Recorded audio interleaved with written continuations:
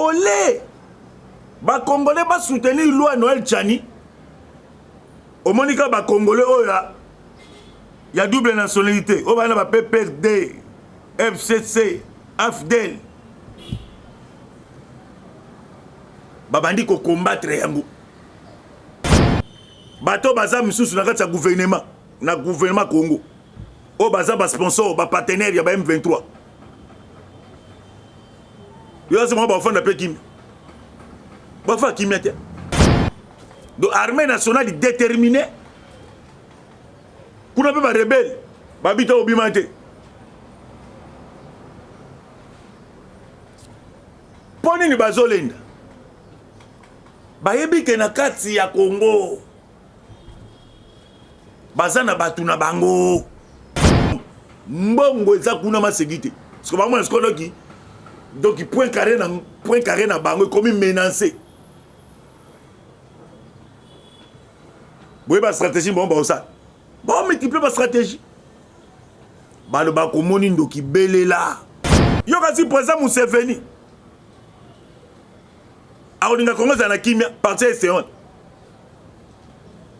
Museveni wa sera moni que ben terrain na ye et comme menacé point carré na ye aosani. Bonjour, bonjour, bonsoir, bonsoir, na balandi na bison safa céleste mbote partout où vous allez qu'on a bison par internet tout peut si abonner na bison so mbote tout peut si bino mbote tout bossa tout peut sa mama sifa wa mungu mbote ko ta qu'on a bison pe tout bossa nite ko peut sa mbote na pasteur Guy Fire moto na nzambe oze ko sala be fort na niveau ya Irlande pour na contribution ya FRDC pe tout peut si Kabengele Mukendi mbote pe to pesi kuna emele mfumo bala mablandi mbote pe to bosento ko pesa Mustafa corps médical mbote na niveau ya Angleterre lelo to ye lisusu kaka ko belela mai mazali koleka na kati ya République démocratique du Congo makambu oyo République a commis ko subir lelo. Les anciens dirigeants de la République démocratique du Congo via bakor na bango basinyaka bakor moko bidon ndo moni lelo République démocratique du Congo et commis problème pourquoi na bevenement nyonso eleka oyo to sepelaka na yango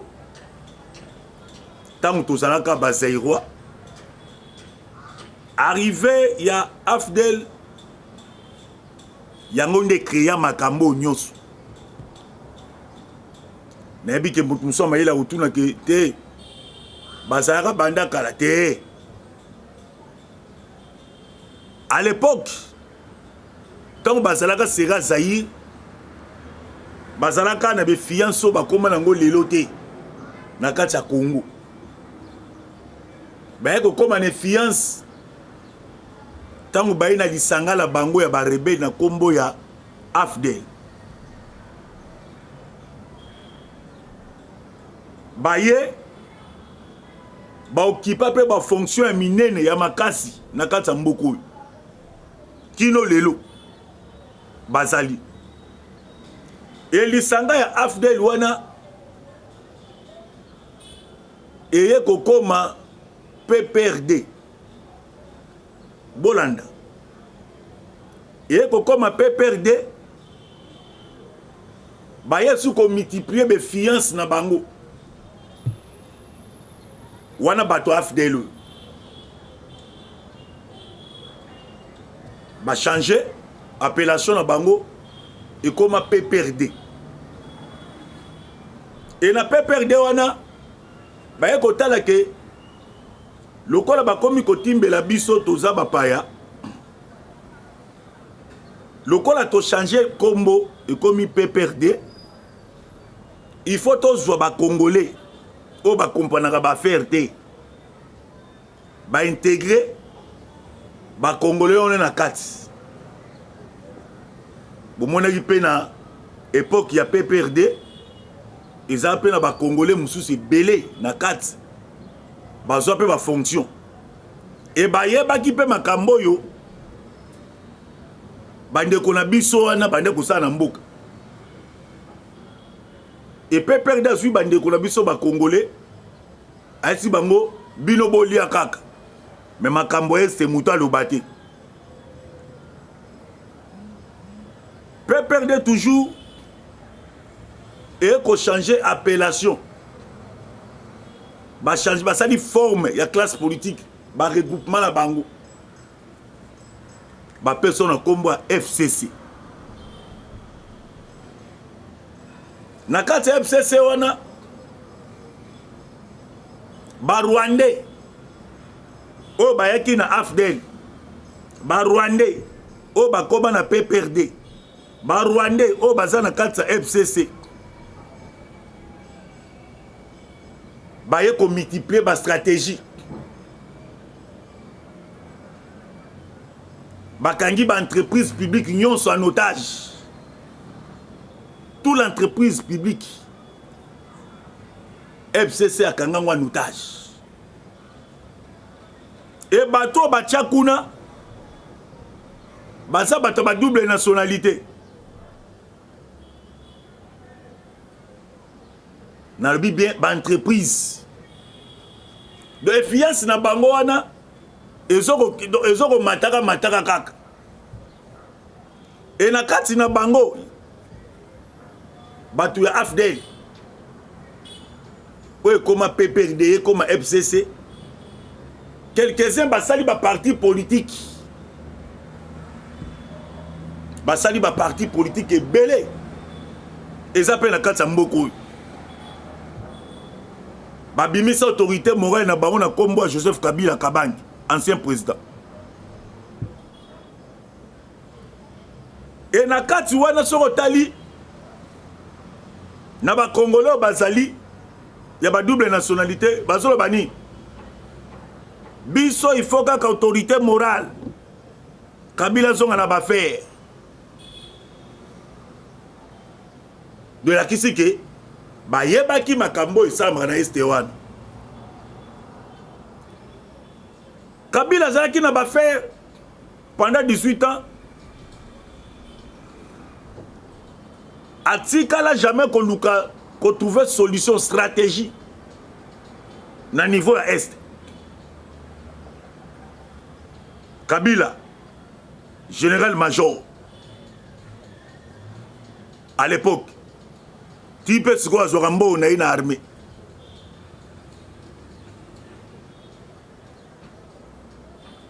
pendant 18 ans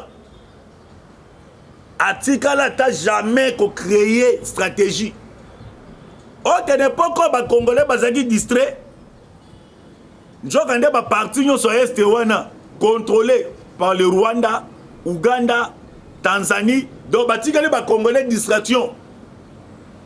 ya miziki ya banini melazo dodo bina na yo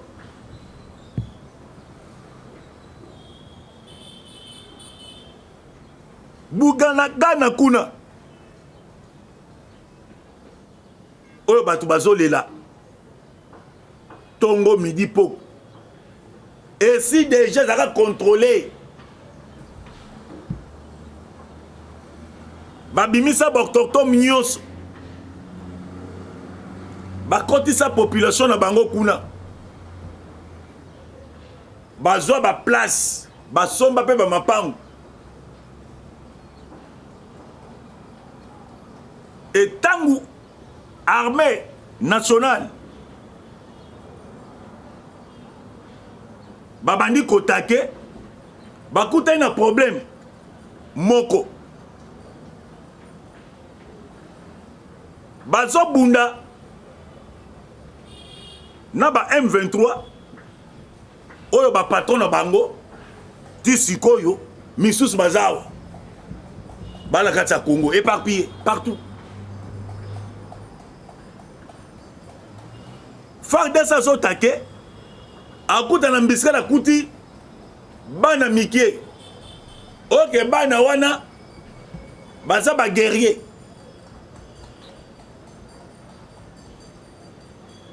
ndomoni esengi falaki repli stratégique koluka stratégie nini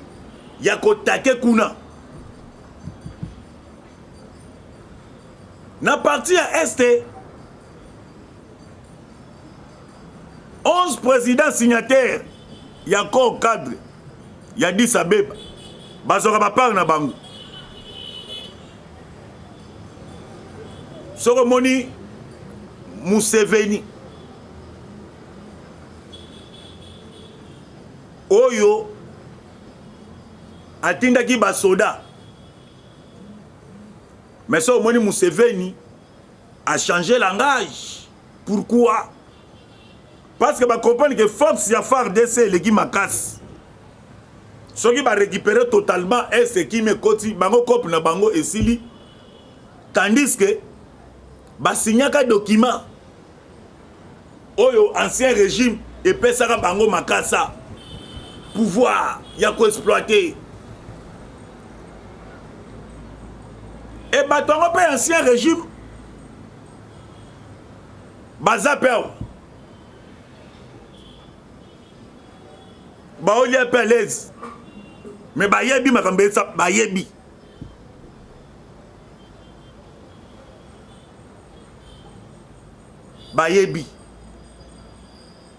ba ministre nos affaires étrangères l'époque ya Kabila bayebi makambo ezo bayebi yango bomonaka Kabila ancien président général-major entre-temps Azali commandant suprême atikala jamais cause de stratégie na niveau est. Tu sais que du chef de l'État comme il va faire à lobby il faut arrêter l'hémorragie na niveau ma partie à est. Tu sais que d'après si premier plan naïe première phase état de siège ba député au bazaliawa y a ba double nationalité na ba sénateur y a ba double nationalité ba comme côté le l'état de siège tout l'ingangote il fait s'arrêter il fait si là désaboyer tozo mona boni boye ezalakate bazo multiple mboso pas et kobanda etika ndenge en état de siège qui non mukologue reste ici là nde gouvernement longolio aussi longtemps parti c'est nyamu nyamu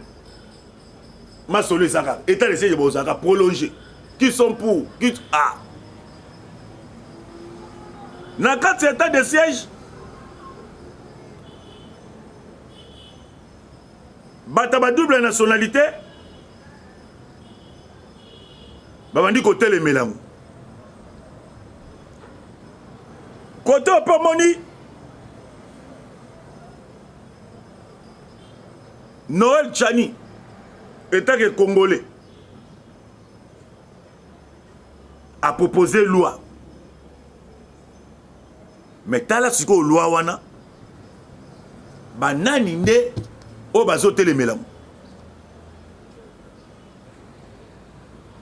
ezaka bato a parti wana sikoyo olé ba congolais ba soutenir loi Noël Tchani o monika ba congolais oya ya double nationalité o bana ba PPRD FCC AFDEL babandi ko combattre yango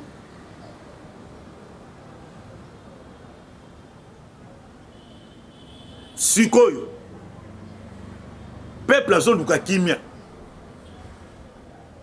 parce que là non nzala mais so na kimia c'est bon et non kola linzala ozana kimia te obele oni saka na mutu peuple est bazuiti seke de kola sauver Messi o nzamba tindeli peuple congolais Tshisekedi pe kotoyo.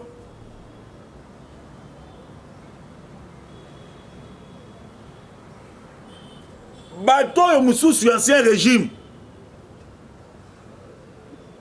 O azo travailler na bango. Baronde ba ko rendre mauvais service. Il faut tolo ba bosolo. Faut tolo ba bosolo. Parce que otali na beta ka sete la likambo melfo. Likambo ya Congo eza likambo ya Tshisekedi ye moko te. Eza likambo ya ba Congolais nyonso. Eza l'opposition. Eza la bloc au pouvoir. To réfléchir état que ba humain. Et quand il cause la kaka te que na parti à est 25 ans. Il y a tribulation.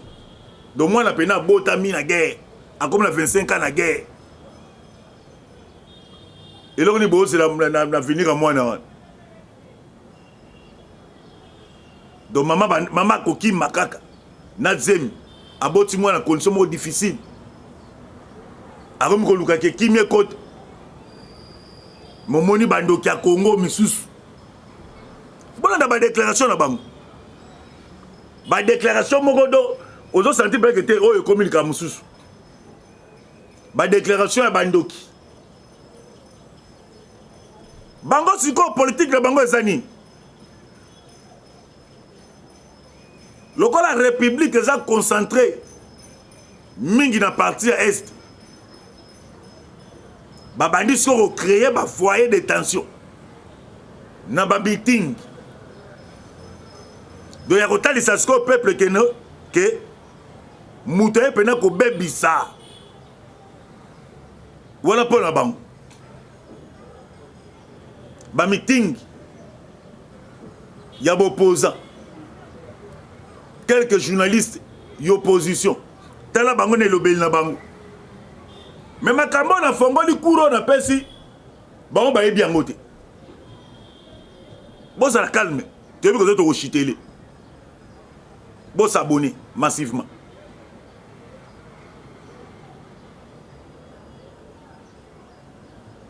Otali discours na bango zaka discours moko ya haine. Et ça a témoigné Banda Zubo Konzi. En tout cas, vraiment, peuple a souffert. Mais bon, ça n'est que Batouo, Banyokola, il peuple. Pendant 18 ans. Donc, et ça, pendant donc guerre, il y a terrain, la guerre, il y a médias.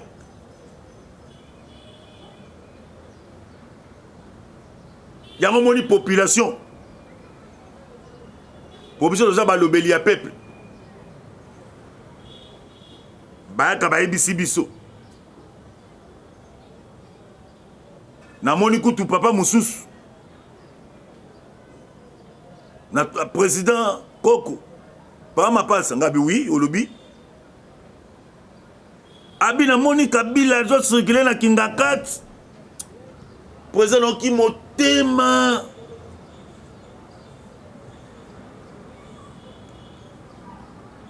awa totika na biso ko luka mutu mabe musika totika na biso kende ba 4 chemins imbwa aza makolo mane mais andaka se njela yoko nzelo tokoki kolanda d'abord il y a quoi évacuer d'abord classe politique nyonso ya Kabila na scène politique congolaise. Donc quoi évacuer bango continue bango dans l'exil baza mapanga belé na éparpillé le monde entier. Te bosaki ta na bino to moni que ton fondé na bino to moni que tozo kanate boke nan exil baza bambongo belé botiki bona bambongo na bango la boke nan exil total anan. Aussi longtemps classe politique wana ezali awa pe classe wana politique bamisu bakoma pe kosiéger na bagrande décision ya pays aye pe na bafrançais ya bien costume pe ya bien mayene etan su koreprésente M23 mais bile bozo eyeba te po eloko nini esilaka te armée nationale azobunda na barebele mais barebele bazolenda dosa lokola mokolo azobunda mwana moko moke awa mais mwana yango dega azolendela mokolo mpa siliki na ndenge solo mwana yango mpa siliki na ndenge solo esempele bamédiatere boya ofandisa bango donc mokolo atomboki mwana mpe atomboki soki bafrançais baye te boyokana kaka omoni boza bato moko nde mambo ezoleka na Congo donc armée nationale déterminée kuna mpe barebele babita obima te mpo nini bazolenda bayebi ke na kati ya Congo baza na bato na bango bayebi pe bato na bango misusu baza na bainstitution misusu ba PDG ba DG bazali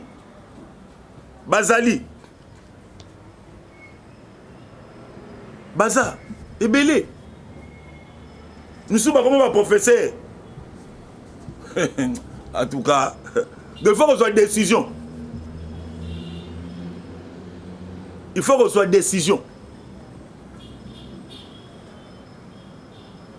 na sena mokila wa biso nyonso to bato masumu mosanto azaka ye moko tata mokeli parce que ozolinga osala bato bolamu mais bato yango bazokotelaka ba messe de noir pe bazokotela mboka ba messe de noir donc bazolo baloko moko malonga te mpona peuple mpona mboka babosani bakor na bango basigna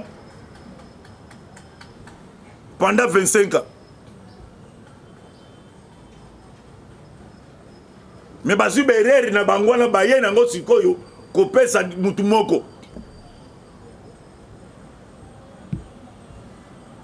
biso mpe daa totimbeli population akomi kosenga na mokonzi ya mboka boye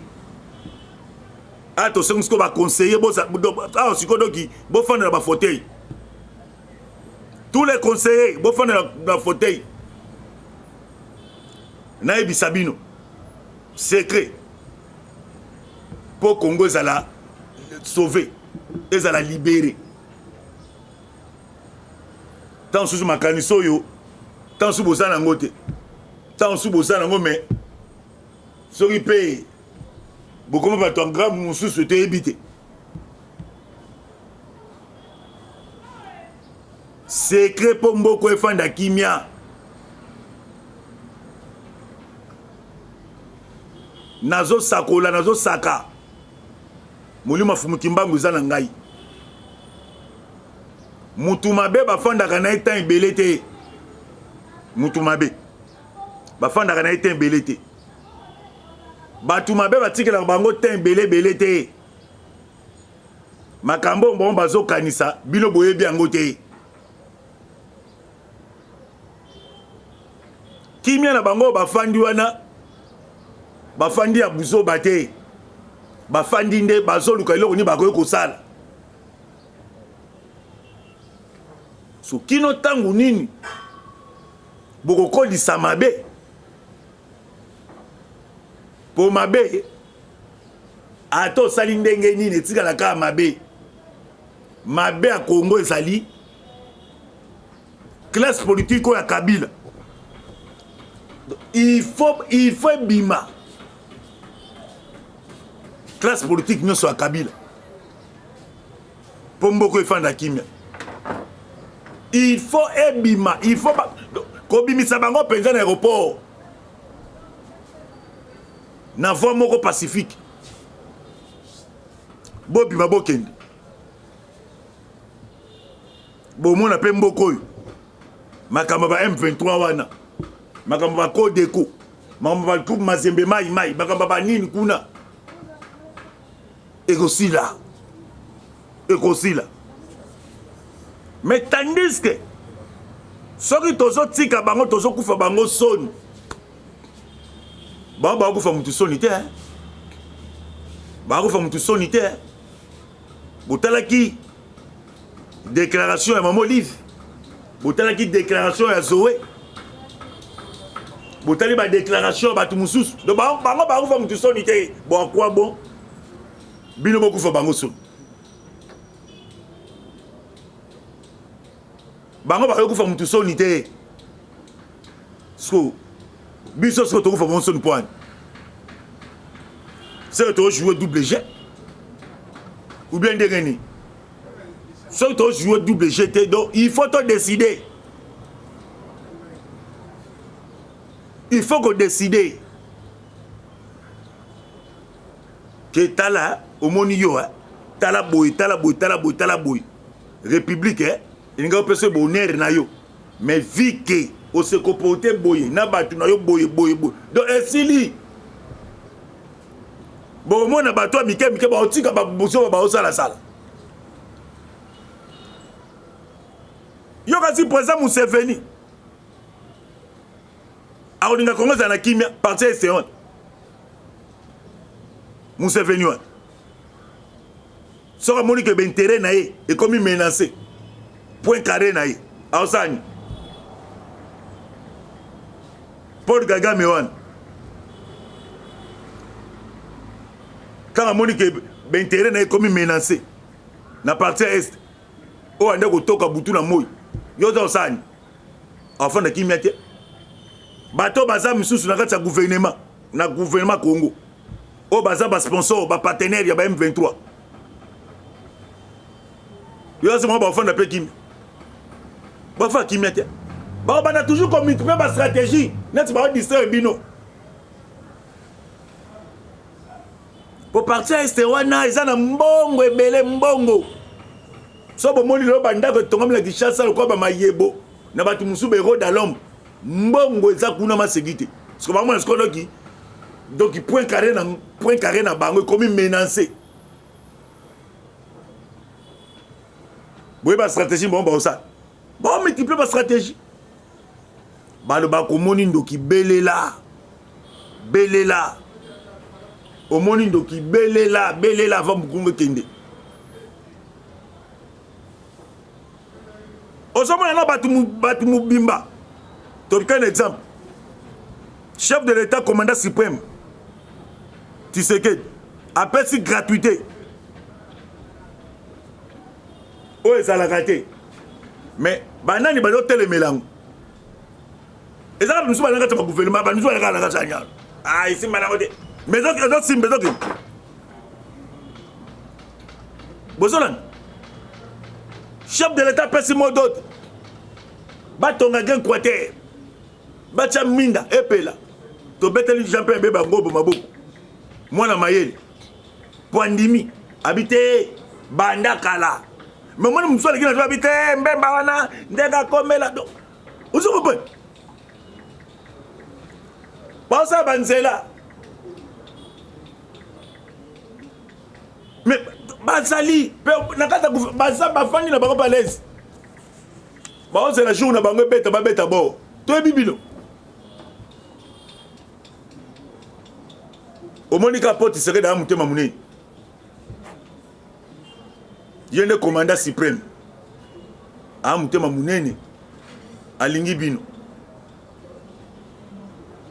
Songai. Dans la fantigue, on a reçu pour autant.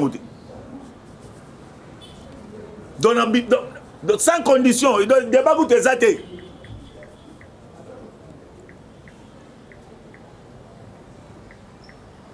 Tala bato soutenir fort DC on me bien